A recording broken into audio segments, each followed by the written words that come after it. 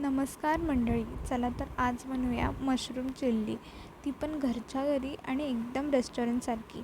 त्यासाठी मी मशरूम घेतले, त्याला चांगलं धुवून घेतलं आणि ते 5 मिनटासाठी बॉईल करून घेतले, जोपर्यंत ते सॉफ्ट नाही होत तोपर्यंत.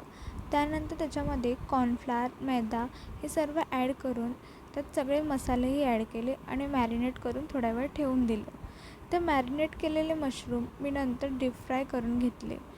नंतर एका पॅनमध्ये तेल टाकून त्यात बारीक चिरलेली लसूण, बारीक चिरलेली मिरची आणि भोपळी मिरची आणि कांदा हे सर्व ॲड करून पूर्ण तेलामध्ये फ्राय करून घेतलं. त्यानंतर त्यामध्ये आलं लसूण पेस्ट, सोया सॉस, मीठ हे सर्व ॲड करून फ्राईड केलेले मशरूम देखील ॲड केले. फ्राय केलेले मशरूम तुम्ही दोनदाही फ्राय करू शकता, पण मी इथे एकदाच फ्राय केले आहेत. त्यानंतर त्यामध्ये छोटे चमचे 2 शेजवान चटणी ॲड केली व त्याला मिक्स करून आपली रेसिपी तयार झाली. मी ही रोटीसोबत खाल्ली आणि कशी वाटली